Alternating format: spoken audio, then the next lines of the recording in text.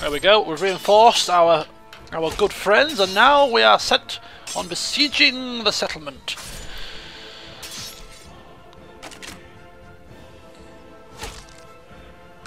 Gotcha!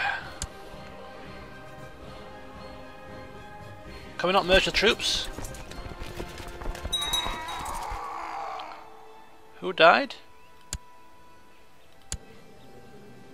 Oh, was she murdered as well? God, he was murdered at the age of 45. She died apparently a natural death at 84. Maybe she was mourning the loss of her husband, eh? What a shame. He's been released from the prison. Didn't stay very long. And we are actually now besieging the castle. We'll start to lose relationship with our vassals because we have their levies raised.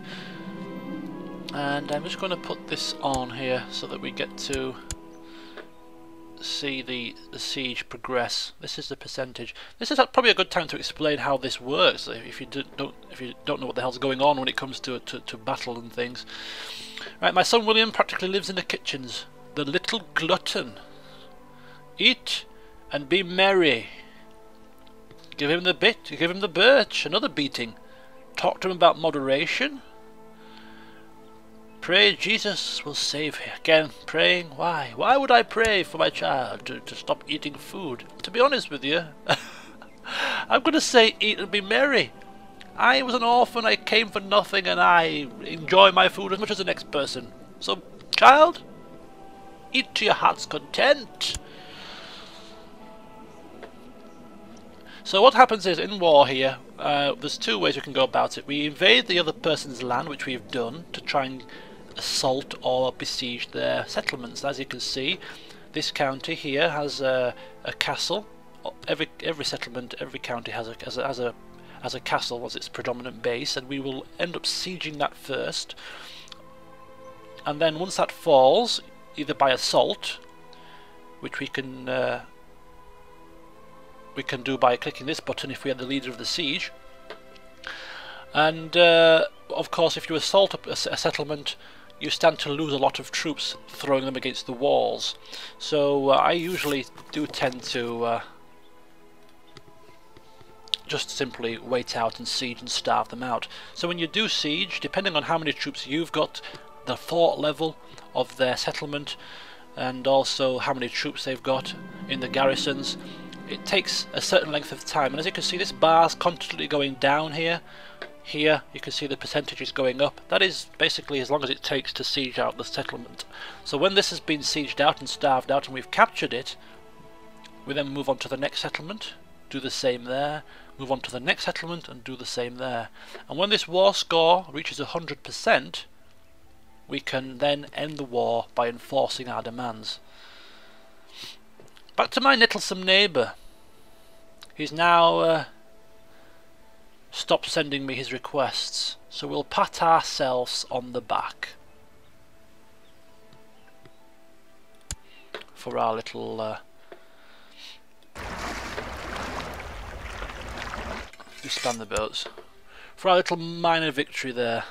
So we are opting to starve them out of the siege. So it's going to take a little bit longer, but we have simply not got enough troops to assault the walls. If we assaulted the walls here, we would just basically die.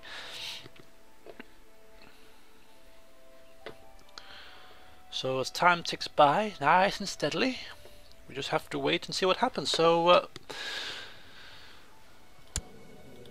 we were getting into positivity with our vassal here, but now it's going down again due to the levy situation. Every time something happens, something crops up to hamper my progress.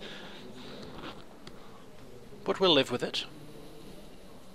53% and counting. England is very steady at the moment. You do know that when King William the Conqueror finally bites the dust, whatever that may be, he's old, but he doesn't seem to have any ill health at this moment in time. But when he does finally pass on and a young king takes over, especially not his direct son, but his grandson takes over as the throne, I can guarantee you there's going to be a right fracture in here, with people vying to claim the title who think they have more of a right. And to be honest with you, if I was in the shoes of this guy, Prince Richard, who's proved himself by capturing land for the king, and he's, you know, now the eldest son technically. If I was him, I'd start thinking myself, you know what?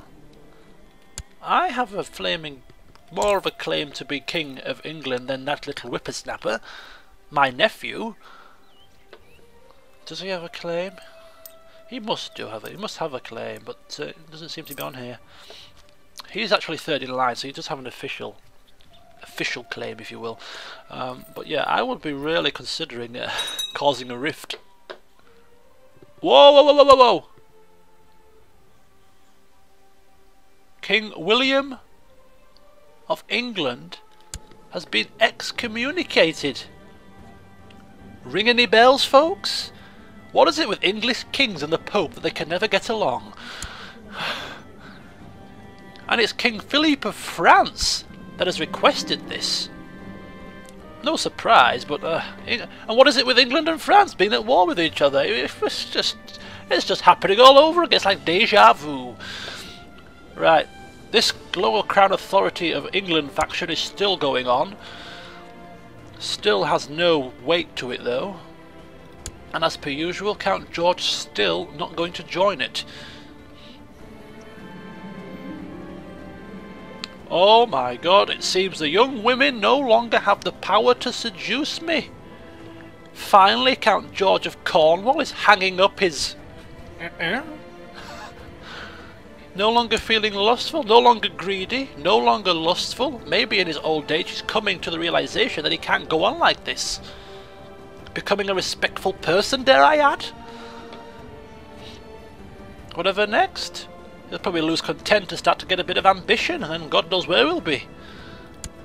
Right, so as you can see, we've now conquered, and he's capitulated already. Normally, you get 100 war score and you enforce your demands, but they can surrender sooner.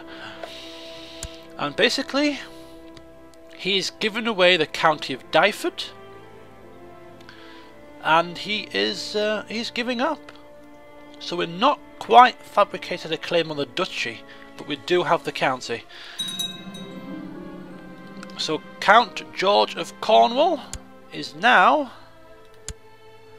Count George of Cornwall and of Dyfed, which means that the Duchy of Deheubarth is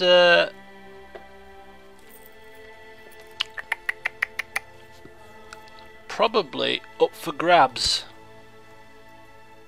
Yeah, the Duchy of Deheubarth is now no longer possible. So it's something that we're going to have to create. But to create it, we need to hold 2 lands, and we need 184. So we're no closer to creating the Duchy of Deheubarth than we are to creating the Duchy of Cornwall. But on the plus side, we do have 2 lands now. Which means next up on my list would be this, and then this. So knowing that I have the back, or rather that this guy has my back, I think we'll take the opportunity to continue to press our claims further afield. A local noble in Vexin became suspicious after I asked a couple of brash questions, and I fear he might have found out that I'm trying to fabricate a claim to his title.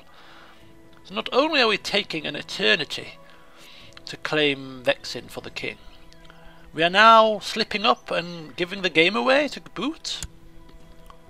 Do you value your job as Chancellor? Because I feel it's going to be slipping away from you very soon. Oh, just a second. Something has happened that I thought might happen. The king has created the Duchy of Cornwall, and with it, I can now maybe start to petition the king to be crafted as Duke. Oh. He's become Duke of Cornwall, so let's have a look. First of all, I need to ascertain. You can tell I'm excited. I've never done this before, so this is really something new. Let's have a look here. I want to check out. He's the Duchy. Is the Duke of Cornwall. There you go. There's the Duchy of Cornwall. Now I need to check out the law. So the Duchy of Cornwall is agnatic primogeniture, which means that only males can inherit. And but it's still primogeniture. Now that's a good thing in certain respects, because I do have a lot of male heirs here, so having agnatic isn't necessarily a bad thing, which then leaves me with the option then to demand duchy from liege. Now I don't like the term demand duchy. It's like, oh, give me the duchy or you will die, King William, and I am merely a count. I would like to think of it more as politely asking if he wouldn't mind giving his duchy title to me, a loyal servant that I have been for so long, tutoring 2 of my children, gifting me the honour of being Count of Cornwall, that sort of affair, rather than demanding. So we don't do it through here. I wonder if we can petition the Pope to lift the excommunication. We can't. It's nothing to do with us, is it? Alright. Do our vassals suffer any penalties for this excommunication? No. Speaking of vassals, of course, we need to sort out our new county yet. But so many things are happening here. I'm just wanting to sort this out first. Right. I think the only thing we can do to demand this duchy is to do this. So I'm going to present my request to the king. Of course, we have he has a high opinion of us, and we're going to see if he would do us the great honour of giving us the Duchy of Cornwall title. This is absolutely nail-biting stuff. I'm actually almost physically shaking here with excitement to see if he will let us have it. Right. Another important thing. Arthur Fleming, 6 years old, quick, and stats that are so good for somebody so young. I really want this guy to be taught by somebody extremely brilliant, so that it brings out the best in him. Which means if I'm to use somebody from my own court, I actually would probably use this guy. He's got a high diplomacy, and diplomacy is something I think is really great to have as a character. Great eminence is a really good trait to have also as your main trait, and as his tutor, there's a very good chance that this son of mine, and pretty much 90% of chance of him picking up the great eminence trait, which is absolutely brilliant. He's also got some good traits in kind, charitable, temperate. Yes, a couple of bad ones too, but all in all, pretty nifty.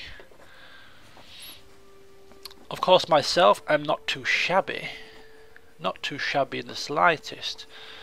How many am I tutoring? I can actually do this. Alright. I'll tutor myself. Job done.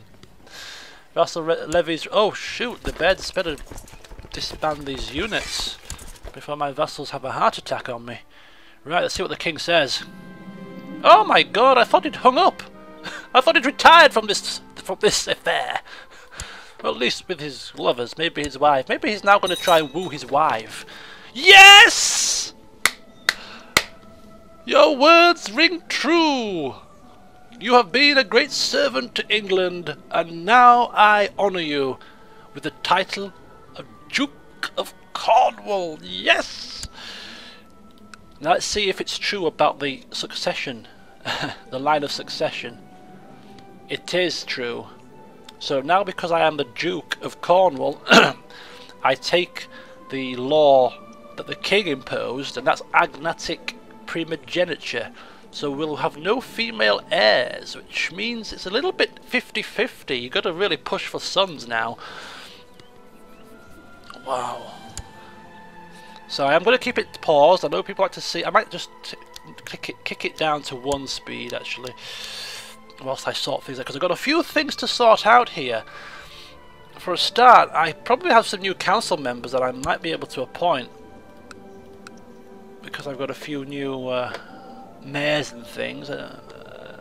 Steward. No, they're still decent. I'll keep them as they are. So the first thing I need to look at here is my vassals. Now, of course, the vassals here, the Count of Devon, who is now my vassal because I'm the Duke of Cornwall. He already loves me to bits, which is absolutely marvellous. Not much work needed here, and because he loves me so much, there's less of a chance of him trying to usurp the title from me, so that's a good start. We've got a good start there. This bishop here is the Bishop of St. David's. He's very close to giving me his money. Where is he based? He's based in Dyford. So what I'm going to do is I'm going to have my chaplain move over there to try and persuade that bishop to try and give his money to me. And then we have our Mayor of Bodmin has gone to the positive, which is excellent. Which means the only mayor to work on is the mayor of this place here. But my Chancellor is going to be fabricating claims here in Glamorgan, I think. Next up. He has no allies. He's an independent guy. And yes, George is still away, so while the cat's away, the mice will play. Emma de Crepon, probably the one that you could say got her father's arm twisted to offer support, is now going to order the Chancellor to fabricate claims once again, this time over here, for the good of her children. She wants her young child to have as much land as physically possible, and so sanctioning the fabrication of the claim. Spy can stay as he is. Steward can stay in Cornwall because Cornwall is still our seat of power. Right, so that's the council sorted. Now we can't change another law, I don't think, or maybe we can.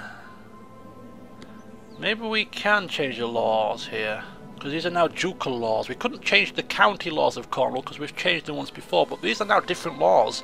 These are now ducal laws. So to change it to agnatic cognatic, I need to have been Duke of Cornwall for 10 years. So that's fine, we can change it again if we need to. And because they're ducal laws, now these all reset, so we're going to start again with these as well. However, now because George is no longer greedy, I don't think he's too fussed at this moment in time about increasing the tax rates. I think he's just happy that he has got the ducal title, so he's going to just leave things as they are for now and see how they progress in the near future. Just trying to keep his vassals on side in these early stages. Alright, okay. He's been imprisoned again. What is he doing? Fabricating claims. Okay, it's just telling us about our changes to our council members' duties. Right, so the vassals are all sorted. The laws are staying as they are. Arthur has trouble making friends. Maybe because he's probably got his nose in books all day, every day, working hard and doing his work and trying to ascertain ways in which he can push his way up the succession line, little whippersnapper that he is. So we can tell him that friends are overvalued. Well, no, I like feasts. I'm a sociable kind of guy, so I probably appreciate the positivity about having a lot of people in your council and a lot of good friends to help you along the way, as proven by the assistance from our allies here. We can help him to try and make friends, or we can give him some toys. Some toys to attract people with. I think, given that we're gregarious and honest, I think we'll probably end up trying to assist him here in making friends, and he gains the honest trade.